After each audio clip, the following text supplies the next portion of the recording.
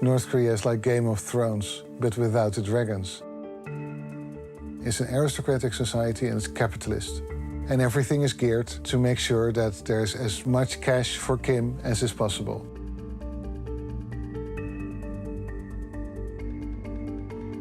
자본주의 나라도 이제 돈이라는 게 이제 피라고 이야기할 수 있는 거 아니겠습니까? Bureau 39 is involved in everything that makes money for North Korea. Selling arms, smuggling of drugs, counterfeiting of US bills. This is about hundreds of millions of dollars a year. 전 다 해요. 전 everything. 어제 우리가 하는 일은 말하자면 make dollars.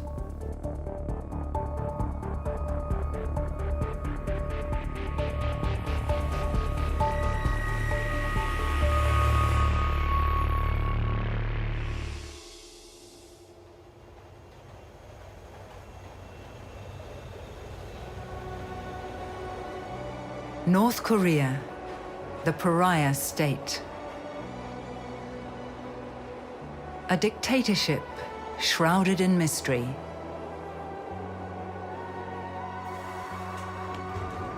Every day, the official newspapers praise the heroic deeds of the dear leader.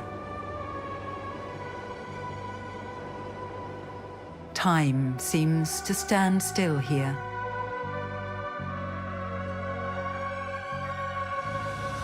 North Korea has the fourth largest army in the world. For 3 generations, the Kim family has ruled the country with an iron fist. But how does the regime manage to survive despite severe UN sanctions? And how come Kim Jong-un has enough money to threaten the world with the most powerful weapon of all time, the nuclear bomb?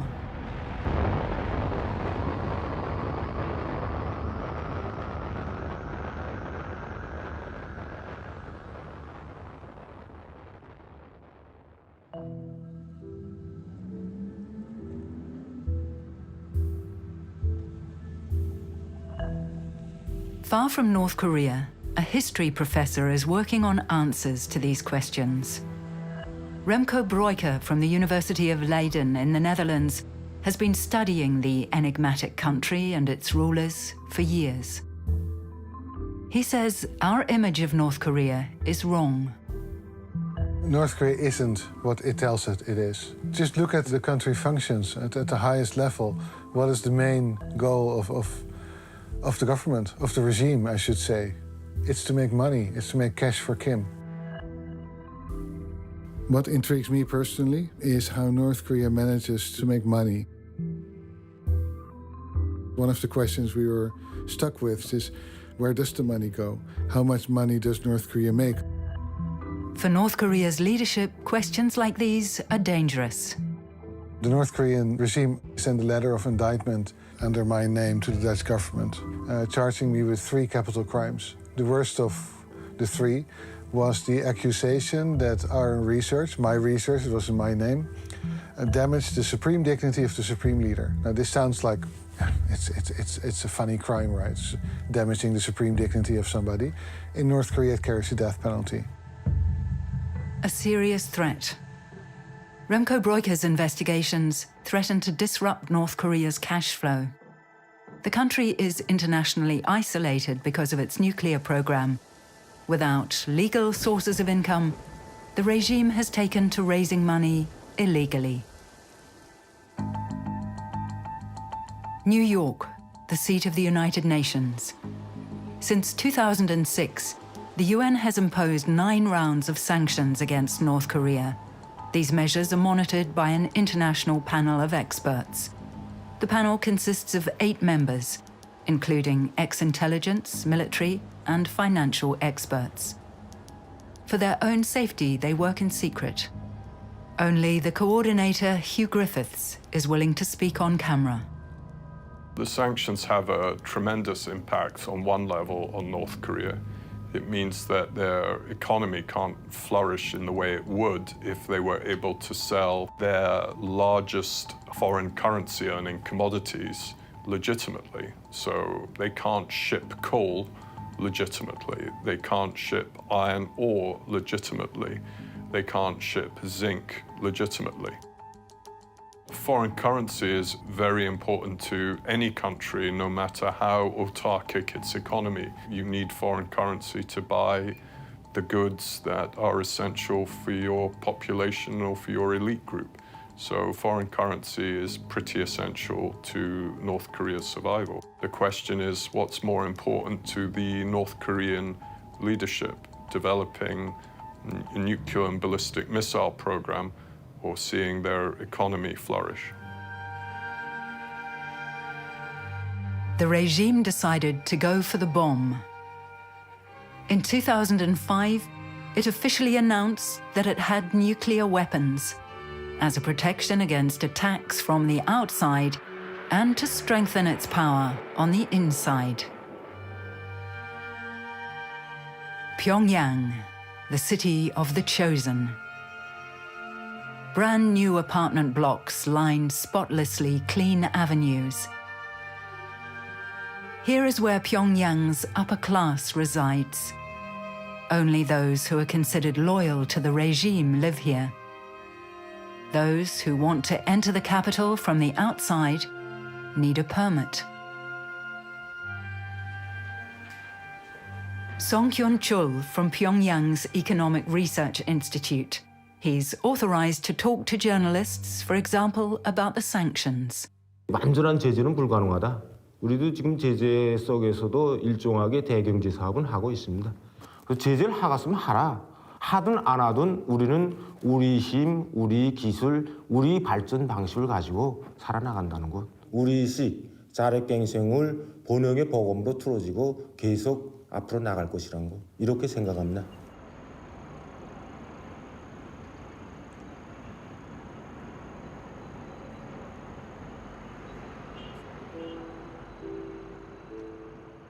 The sanctions that have been put on North Korea are extremely strict. I mean, there's probably not been a country that has been sanctioned more diversely and more strictly. At the same time, they're no longer working. There is a huge problem with our North Korea policy and using sanctions to try and have the regime modify its behavior. Because we're not sanctioning the one entity that earns most of its money, that keeps it afloat financially, that keeps it alive. Many high-ranking defectors from North Korea talk about a secret government department that's said to administer the regime's secret funds. Allegedly, Kim Il-sung and his son Kim Jong-il set it up in the late 1970s and equipped it with wide-ranging powers. Its tasks? Securing an independent power base for the Kims and raising money for the nuclear bomb and the leader's personal luxury. Its name, Bureau 39. Only 200 kilometers to the southeast, Seoul, South Korea's hypermodern capital, one of the 10 most expensive cities in the world. Around 25 million people live in the metropolitan area, about half the population of South Korea. Among them, most of the 30,000 people who managed to flee from North Korea. Ko Young-hwan was a North Korean diplomat. He escaped in 1991. Later, he was deputy director of South Korea's Institute for National Security Strategy. Few people know more about the Kim regime's workings than he does. 김정일 국방위원장이 취임을 하면서 노동당 재정경리부 3층 9호실에 이름을 따서 39호실이라고 만들었다는 설이 있고 김정일 위원장이 3월 9일 날 이런 39호실을 만들어라. 그래서 39호실이 됐다는 설이 있는데 지금까지도 39호실은 김정은의 비자금을 담당하는 부서입니다. Talk to any prominent North Korean exile and they'll all tell you that Bureau 39 is absolutely crucial in earnings, revenues for the North Korean regime. It's absolutely vital. Take it away, everything collapses.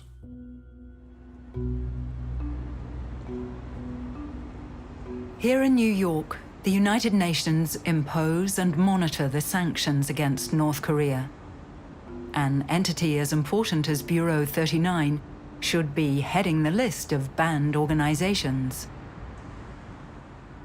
Office 39 is normally talked about by North Korean defectors. We don't really see Office 39 in our investigations. Instead, we're looking at the North Korean banks and the shell companies that traditionally operate overseas in third countries to generate foreign currency, and then that money is sent back to North Korea.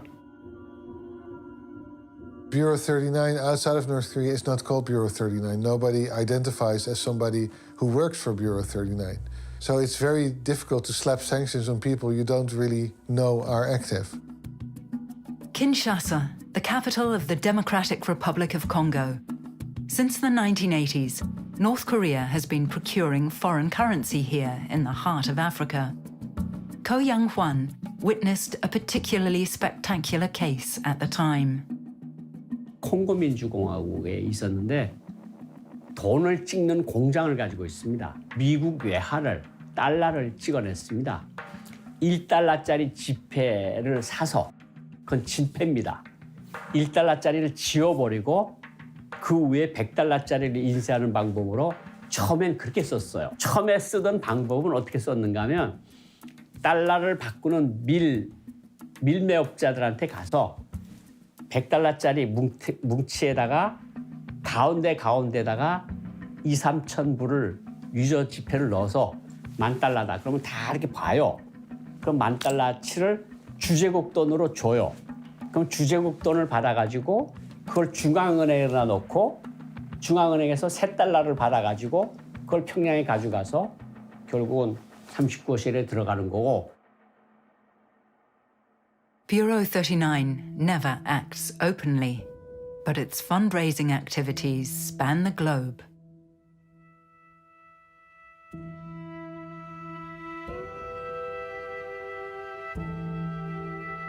Angkor Wat in Cambodia, a World Heritage Site. Over 2.5 million people visit the old Khmer temples every year. Selfies for the tourists. Foreign exchange for Cambodia. Angkor Wat's operating company earned more than $100 million in 2018. Tourism is by far the largest industry here. A lucrative business. Also for North Korea.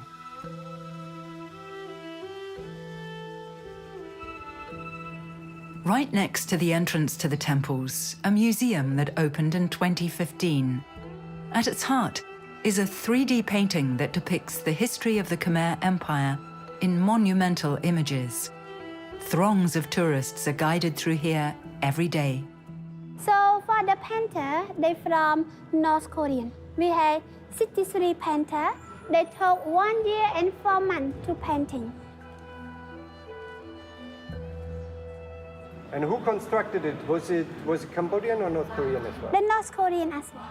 The North Korean construct the museum. Circumventing UN sanctions, North Korea not only built the complex, but also financed it. In return, the North Koreans collect all the revenues for the first 10 years. After that, they'll share the profits. The North Korean CEO doesn't want to appear in front of the camera, but he says the museum makes about $7 million a year in entrance fees alone. Soon, this figure is supposed to double.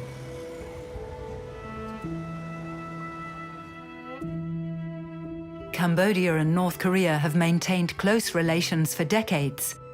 Kim Il-sung and Cambodia's King Norodom Sihanouk were good friends. A solid basis for today's business ties that contravene UN sanctions.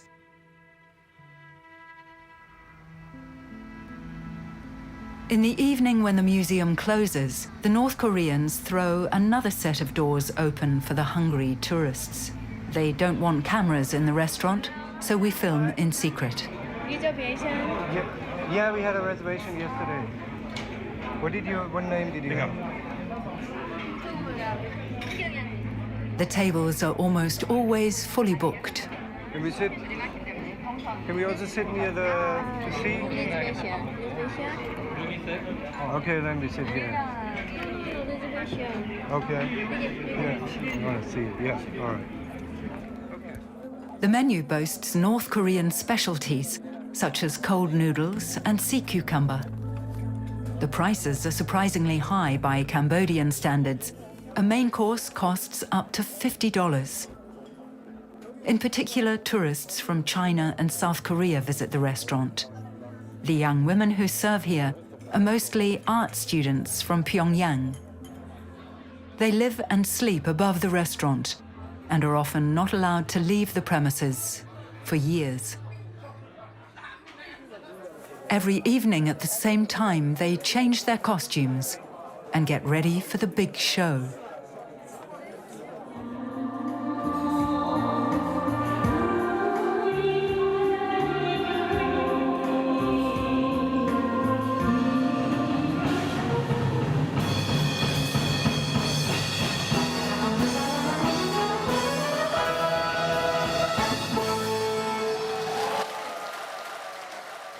There are 130 such North Korean restaurants worldwide, 3 of them in Cambodia.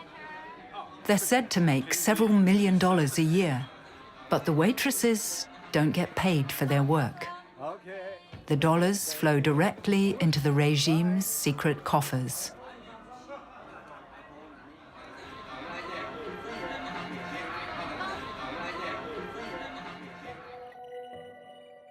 No other country exploits its population as systematically as North Korea. North Korean workers are deployed worldwide, even in the European Union, in Poland. Here we encounter North Korean work brigades on a building site. They've been promised good wages and decent working conditions, only to be treated like slaves. In the evening, after a 12-hour shift, the workers are driven to their barracks.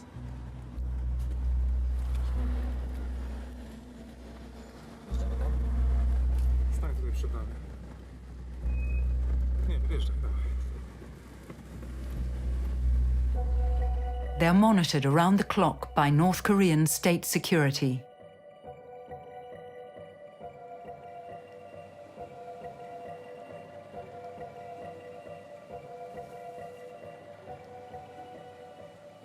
Still, one of them decides to talk. 혼자 나오시는데 괜찮으셨어요? 예, 일요일에는 혼자 나오는 게 괜찮습니다. 만약에 들키시면 어떻게 되세요? 문책을 당하지요. 법에 끌려가서 문책당하고 그리고 조사받지요. 조사받고 마지막에 이 조사가 심해지면 평양에 끌려가가지고 거기서 또 조사해가지고 마지막에는 종당에는 감옥에 가게 되지요. 여기 직장이 있으신 거죠? 네, 저는 30대인데 우리 집 사람하고 딸을 고향에 두고 혼자 돈 벌러 나왔죠. 네, 그런데 아무리 일을 많이 해도 돈을 모으기가 너무 힘들어요. 네, 형편없지요. 아무데나 갈 수도 없고 자유가 없어요. 조 단위로 같이 생활하니까 우리 임금이 다 뜯기는 거 알고 계시죠? 우리한테 지어지는 건 조금밖에 안 돼요. 다 뜯기지만은 그래도 집사람하고 딸이 있기 때문에 할 수 없이 이거 해야 되는 그런 방법밖에 없어요.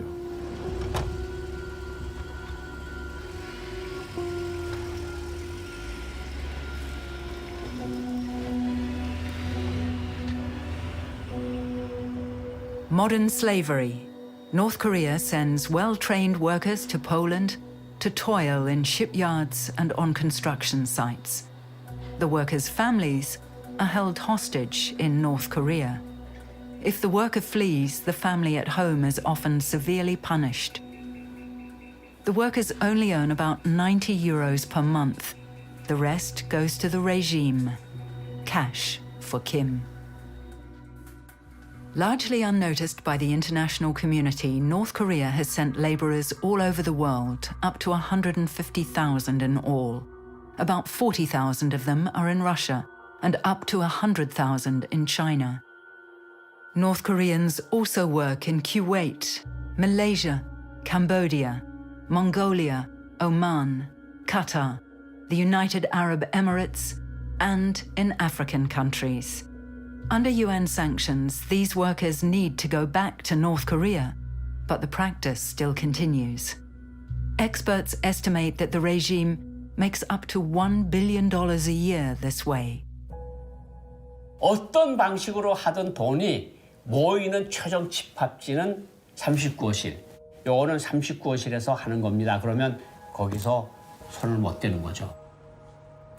Defectors say that Bureau 39 is directly controlled by Kim Jong-un.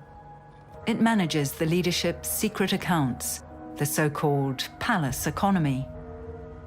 But where in Pyongyang is Bureau 39 located? And how many millions flow into its coffers?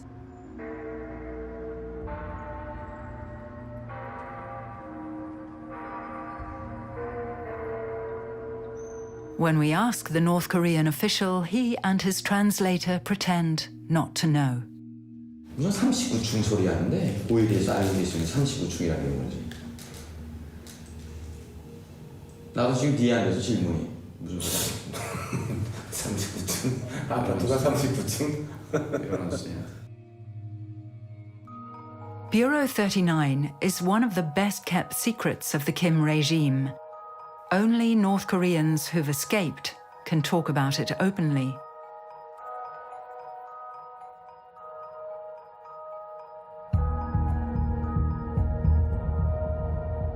Seoul. At a secret location, we meet a man who used to work for Bureau 39. He was based in China. His task? Smuggling foreign currency. Then he escaped. His position was so important that today the North Korean regime threatens to kill him. This is why he had plastic surgery to alter his face. Even so, he only wants to be filmed from behind. 이제 북한의 경제는 사회주의 계획 경제가 아니니까 그 사회주의 계획 경제는 이제 국가가 모든 주민들에게 이제 식량을 비롯해서 뭐 모든 걸 공급하는 이제 그러한 체계 돌아가는 게 이제 계획 경제거든요. 근데 이제 북한이 이러한 것들을 이미 이제 포기를 했습니다. 그래서 일반 주민들에 대한 그러한 뭐 식량 공급이라든가 뭐 이제 생활 필수품이라든가 이러한 공급들은 이제 다 포기했고요. 나머지 사람들은 다 시장에 이제 우고해서 살아가고 있습니다. 그러니까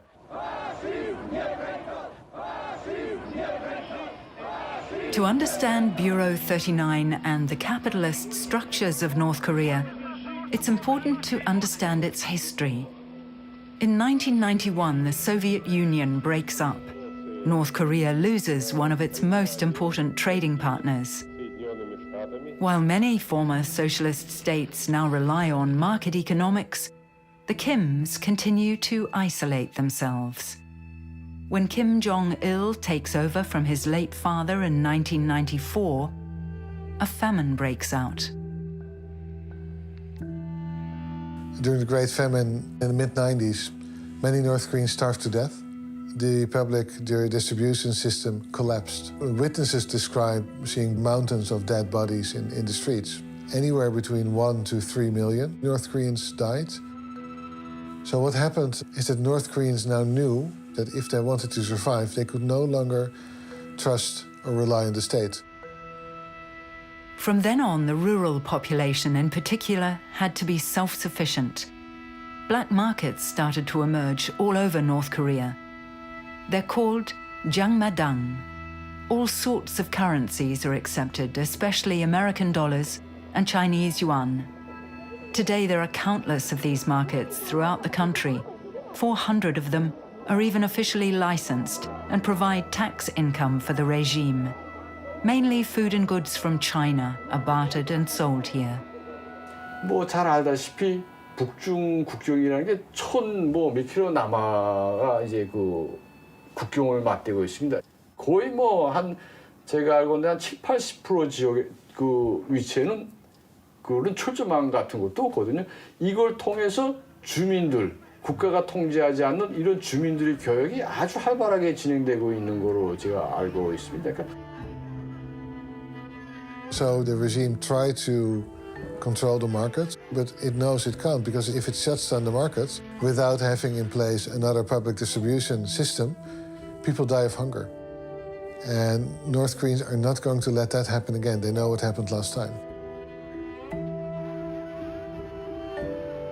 And that's how North Korea really changed from a socialist country with an economy in ruins to a capitalist country with a hybrid economy that looks socialist but really is really capitalist.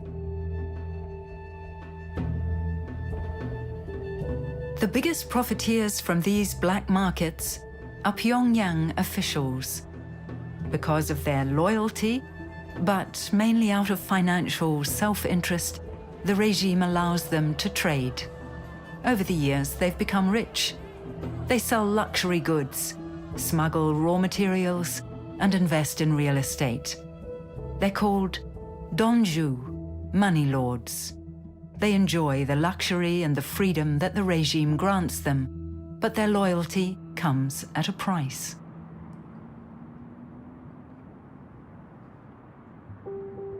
Many donju hold senior government positions, including at Bureau 39.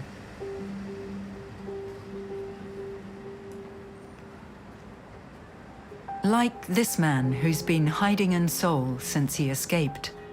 Born in the 90s, he experienced how North Korea developed increasingly capitalist structures. Before his escape, he was responsible for exports, Bureau 39's most lucrative business. Fearing the regime's revenge, he too doesn't want to be recognized. 우리가 흔히 이야기하는 어떤 최고 존엄에 대한 충성심 이런 거는 굉장히 이데올로기적인 거예요. 근데 이데올로기보다도 실은 더 직접적인 거는 내 물질적 만족이에요. 혹은 사회적인 지위 이런 것이 오히려 내가 거기에서 일하는 거에 대한 동기였고 목표였죠.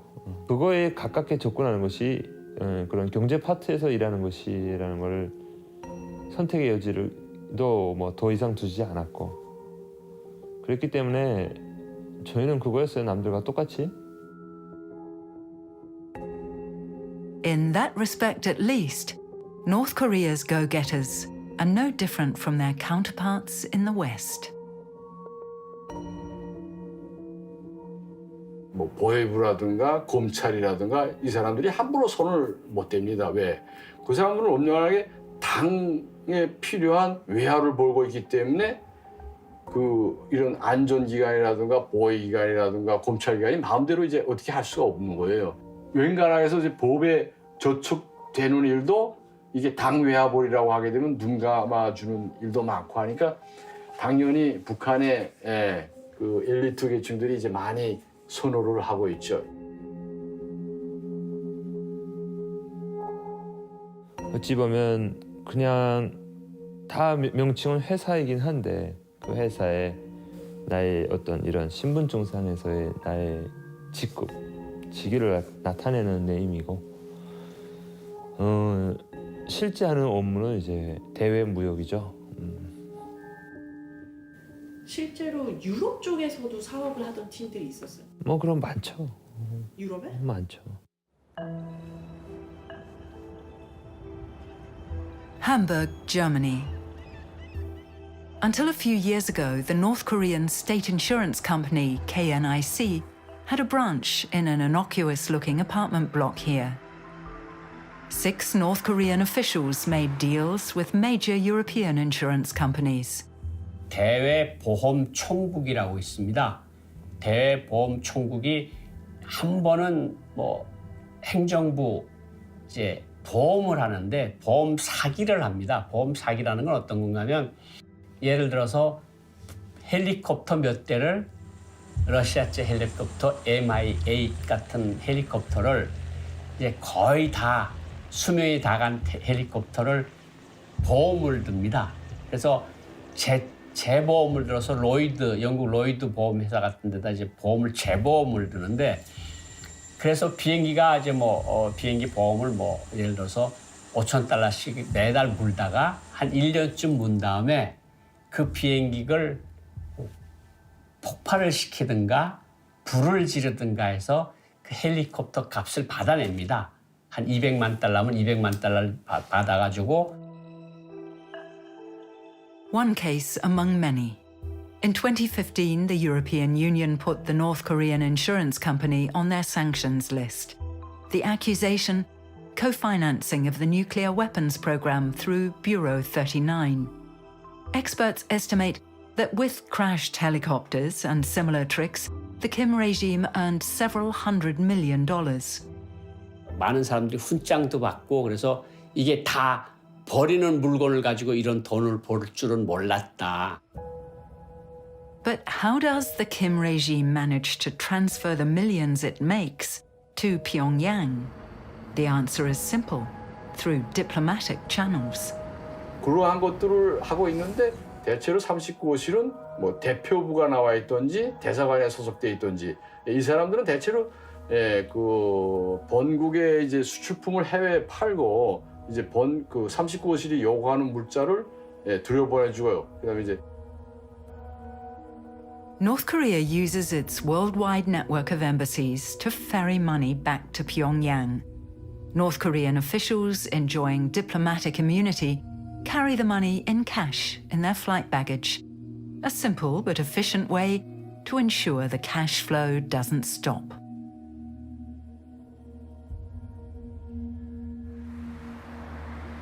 Well, North Korean embassies have a diplomatic function, but that's often mainly ceremonial. But their true function is financial. It's also illegal, mainly. North Korean diplomats are basically cash carriers for Kim. They're entrepreneurs, they're businessmen. They may be drug lords, they may be weapons smugglers, but they carry a diplomatic passport, so you can't touch them. Berlin. Right in the middle of the city lies the North Korean embassy. The North Koreans have been renting out one of the buildings as a hostel for tourists. They've been earning 38,000 euros per month in rent. Using embassy grounds for such activities is against diplomatic practices and contravenes UN and EU sanctions. But despite the efforts of German authorities, operations have been continuing for years. Like any other country, the main goal of the embassies is to serve the state and the North Korean state's priorities in particular. So because sanctions are so comprehensive now, much of the activities conducted in these embassies may be prohibited. Providing military supplies, training, and much of that has been done through North Korea's embassies, particularly in Africa and the Middle East. So out of all the countries in the Middle East currently, the Syrian Arab Republic has the greatest levels of prohibited cooperation with North Korean military entities. Hafiz al-Assad, the father of the current Syrian despot, and Kim Il-sung were friends from the 1960s on. Back then, the North Koreans helped the Syrians during the war against Israel and supplied them with weapons and ammunition, an important source of income, right up till today.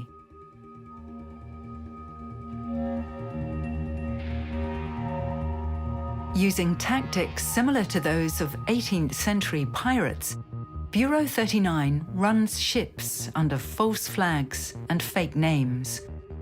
According to the UN, North Korea has thus managed to send large numbers of weapons and grenades to Syria. Between 2012 and 2017, at least 40 shipments from North Korea passed through the Suez Canal. But in 2018, the UN managed to have one of them intercepted. So we found something cargo on its way to Syria. These were acid-resistant tiles and valves, which could be used in chemical weapons development, but also missile fuel is highly corrosive, and such tiles could be used for ballistic missile program as well. The bill of lading clearly gave as an address in Syria an established front company for Syria's Scientific Studies Research Center, the SSRC, which is responsible for Syria's ballistic missile and chemical weapons development program. The chemical weapons produced in these laboratories have been used by Syria's dictator Assad against his own people for years.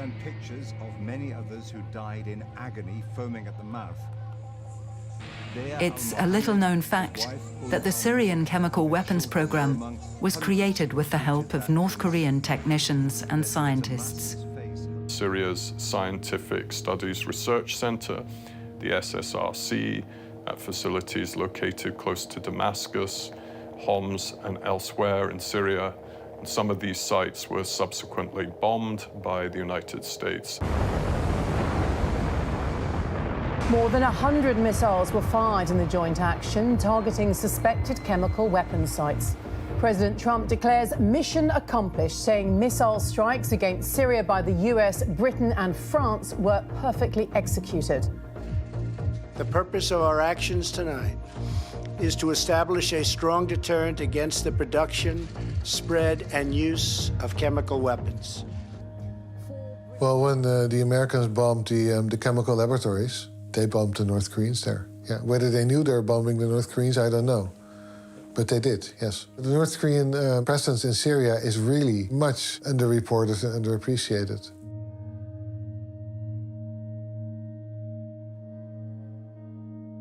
Had Syria not been able to count on North Korea to sell to it its weapons, its guided missiles, its chemical laboratories, perhaps Assad would not have emerged as a victor from this struggle. 1/3 of all buildings in Syria have been destroyed, a tragedy and a business opportunity. The Syrian regime hopes for billions from international donors for the reconstruction of the country. The necessary work brigades are to come from North Korea. The two countries signed a contract at a meeting in June 2019. Dirty deals between despots. The money that's earned by Office 39, it goes straight into the coffers of the leadership. It is used on the one hand to provide for luxury items. It is used to pay for the Mercedes-Benz cars that somehow found their way into North Korea despite the sanctions. But it is also used, and this is probably more important, to deliver the best hackers you can train. As early as the mid-80s, Kim Jong-il started training the most talented children in terms of mathematical abilities and programming abilities to become cyber hackers. They're also good money earners. Ransomware, like the WannaCry virus, for example, is considered to come from the North Koreans. It is the biggest cyber attack the world has ever seen. Hundreds of thousands of computers around the world in about 150 countries rendered useless. Now, the U.S. government is publicly placing the blame for that cyber assault, uniquely dubbed WannaCry, squarely on Kim Jong-un's army of hackers. British intelligence officials and Microsoft had previously concluded that groups associated with the North Korean regime were responsible for the WannaCry hack. In Seoul, computer specialists are hot on the heels of North Korean hackers. Simon Choi works as a consultant for South Korean intelligence agencies. 그동안 10년 동안 북한 해커들을 추적을 하면서 사실 북한이 기존에는 뭐 국방 분야나 또는 뭐 방산업체 등 아니면은 뭐 국가 기관을 대상으로 많은 해킹을 했었는데 한 2005년도부터는 점차 그들이 North Korea has limited access to the internet. Only 1,000 IP addresses are available to the country. North Korean computer specialists use them to attack other countries. Experts estimate that between 600 and 1,300 hackers work for Kim. 대표적으로 일단 금융권을 해킹하는 팀은 전 세계적으로도 좀 뭔가 두각을 나타내는 건 두 개가 있습니다. 하나가 이제 북한의 라자루스나 또는 북한에 있는 또 다른 그런 금융권을 해킹하는 팀이고, 하나가 이제 카바나기라고 하는 러시아가 아마도 배후에 있을 거라고 추정을 하는, 거의 봤을 때는 북한이 8대 2 정도로 보여지고 있습니다. 네. 그런 특징들을 Experts estimate that up to $2 billion have been stolen by young, highly trained North Korean hackers.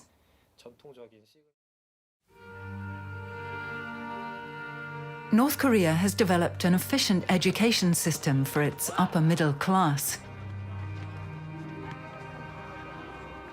Here at Pyongyang Middle School, the children who will later be computer specialists, scientists, and engineers are trained to shape the future of the country, at home or abroad.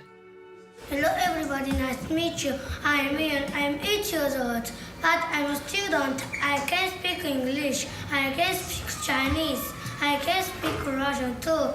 I am counting on the abacus. It's really fun, thank you. The students also learn how to use computers. They have access to a very limited North Korean version of the internet. Uncensored variety is strictly forbidden. North Korea's rulers know that once the doors to the digital world have been thrown open, they can never be shut again. But despite all precautions, in 2007, North Korea faced the first digital data leak in its history. Because a lot of classified information is now available digitally, it can easily be copied and smuggled out of the country. For example, the data of Pyongyang's municipal registry, with more than 2 million entries. Professor Breuker obtained a copy and is currently analyzing it using special software. We never had this kind of up-to-date information ever.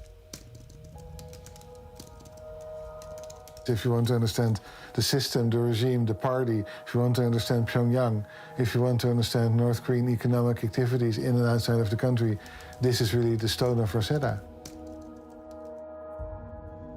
We can now actually go about analyzing and mapping Pyongyang for the first time, and we're no longer dependent on anecdotes, on people who tell us where all the buildings are. We can actually now see who's inside the buildings, what companies there are, what departments there are, and where you should locate them. The data proves the main building of Bureau 39 is close to the seat of power, right in the middle of Pyongyang, just a stone's throw away from the headquarters of the Workers' Party. It's divided into 6 main departments and employs several thousand people in Pyongyang alone. They have their own fleet of vehicles, kindergartens, a golf course, an ostrich farm, and even their own bank. These 6 main departments are in turn responsible for hundreds of individual companies throughout North Korea. They control iron ore and diamond mines, jewelry factories, and textile companies. They're mainly specialized in exporting goods abroad. Other companies in the Bureau earn foreign exchange through forced labor, arms smuggling, and insurance fraud. But one rule applies to all. The name Bureau 39 is never mentioned outside North Korea, so it remains invisible. Impossible for UN sanctions monitors to detect.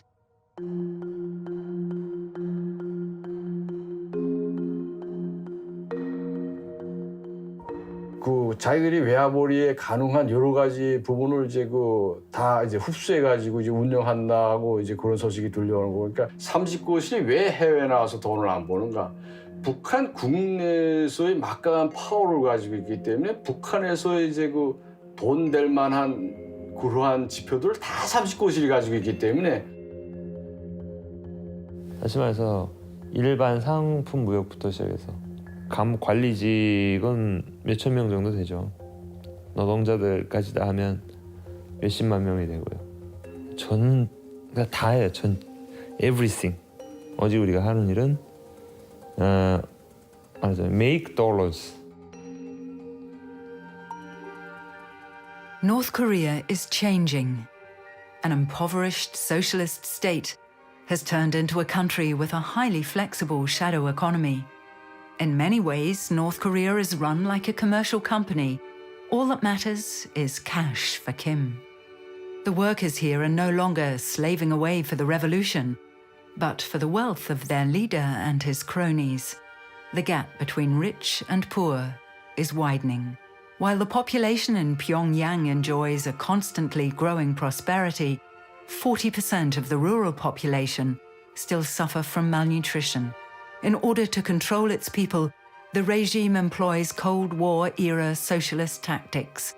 North Korea's shadow economy, on the other hand, is 21st century capitalist. What the database shows, beyond any doubt, is that Office 39 not only exists, and now we can prove what it does. It owns companies, it operates these companies, it exports clothes, it exports tobacco, it exports all kinds of things. And that is actually quite an important development in understanding how North Korea manages to earn money abroad. We now know exactly through what kind of departments, through what kind of companies Office 39 does this. The Kim Jong-suk silk spinning mill, named after Kim Jong-un's grandmother. A model factory. 1,600 workers are employed here, most of them women.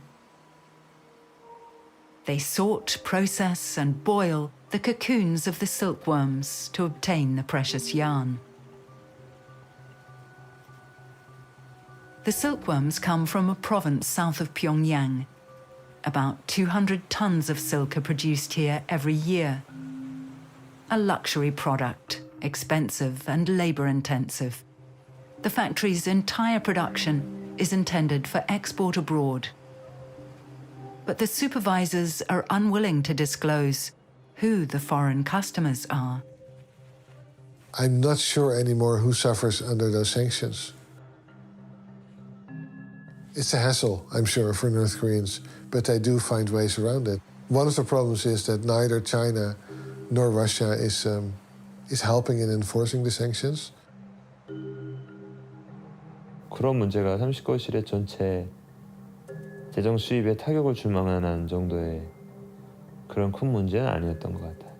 비수기가 있는데 기본적으로 1년 365일 정말 생산이 멈추질 않아요. 우리 공장 하나에서는 1년에 뭐 몇십만 불, 100만 불, 뭐 몇백만 불까지의 국가 계획을 하죠. 그렇게 놓고 볼 때 단순히 39실 산하의 회사가 800개, 900개, 1000개라고 했을 때 이걸 단순 제거업을 이제 곱하기로 할 수가 있냐? 그러면 그 피혁 공장이라 그랬나? 피복. Garment factory.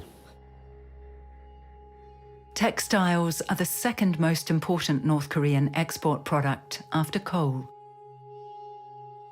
우리가 방직공업이 아니고 우복류 만드는 거 있잖아요. 피복.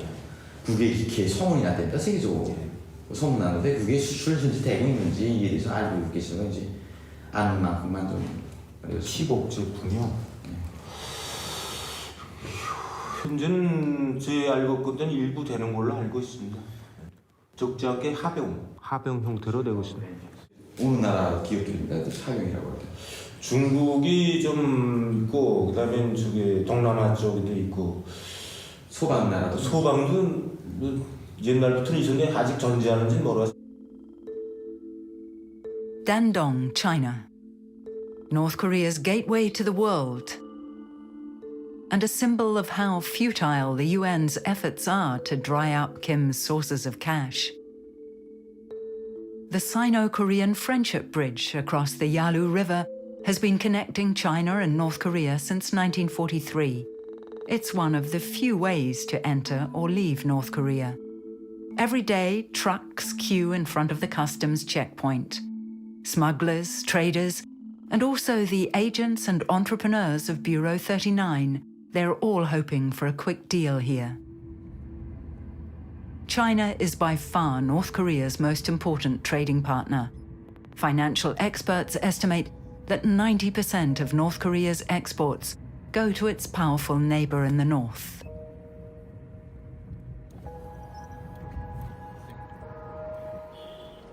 Thousands of North Koreans are said to work in textile factories in the region. Disguised as businessmen and equipped with hidden cameras, we film in one of the factories. Chinese textile companies hire North Koreans because their wages are lower than those of Chinese workers. These seamstresses work day and night and often sleep on the company premises. They're likely to be locked up for years, far away from their families. Together with a team of labor lawyers, trade experts, and data specialists, Remco Breuker tries to find out whether European brands work with Chinese companies that directly or indirectly employ North Koreans. Well, we found out different things. One of the things we were actually hoping to establish was the use of North Korean workers in Chinese factories. But what we found, really to our surprise, is that, yes, we do have North Korean workers working under slave-like conditions in China, but more than that, Chinese factories outsource to North Korean factories in North Korea.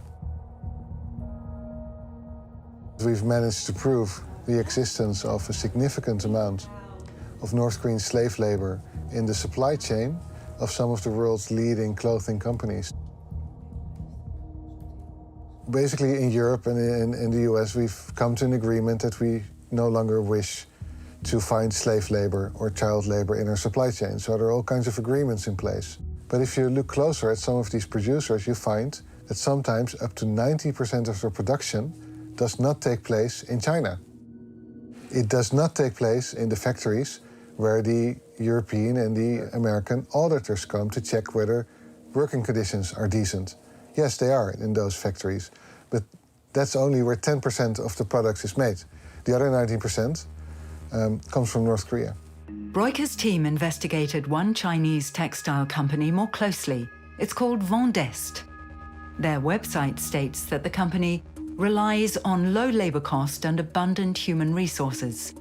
Their list of customers reads like a who's who of international fashion brands. The website features a men's jacket. Next to it, it says Korean imported. The buttons carry a label, Armani Jeans. Using trade databases, Breuker's team analyzed Vendeste's business relations between 2013 and 2019. The databases used customs data showing which goods are sent back and forth between companies in different countries. So what happens is that China sends the material to make certain types of clothes to North Korea. 1 month later, they ship back in the same container, and then you have finished clothes. Those clothes are again shipped to, say, the Netherlands or to Germany or to America.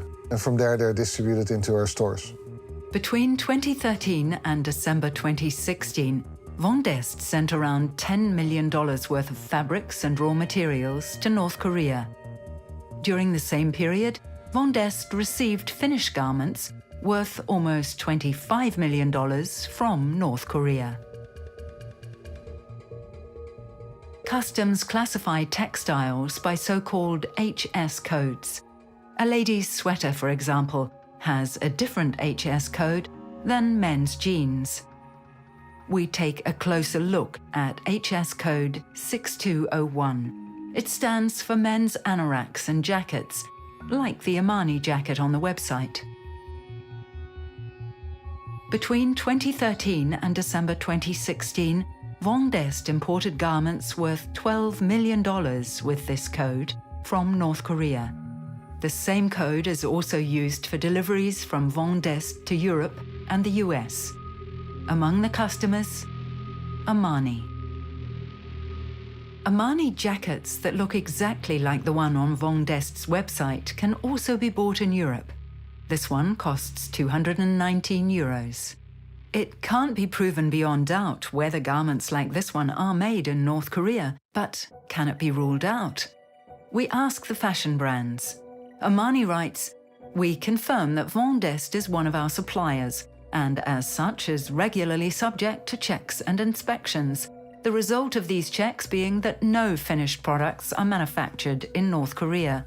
Like all our suppliers, it's also required to declare which subcontractors it uses, and where these are concerned, it's also the case that none are in North Korea."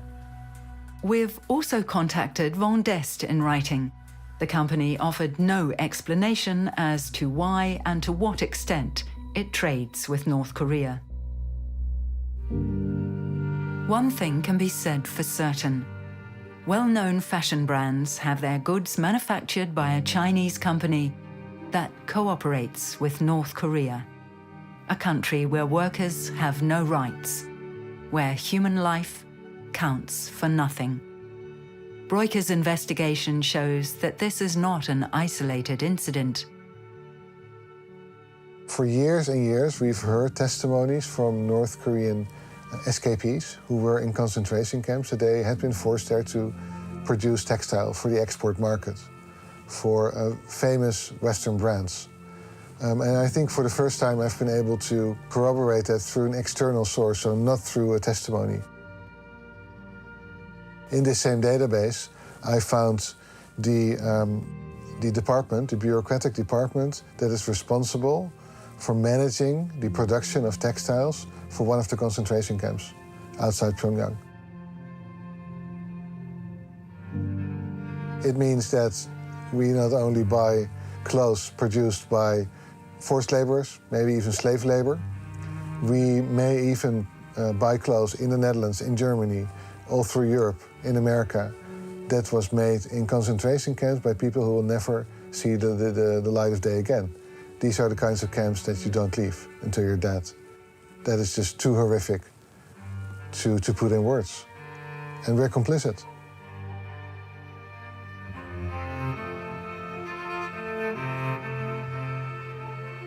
Hundreds of thousands of men and women secretly ensure the survival of the dictatorship. Their futures are sacrificed for the luxury of the regime and for our prosperity.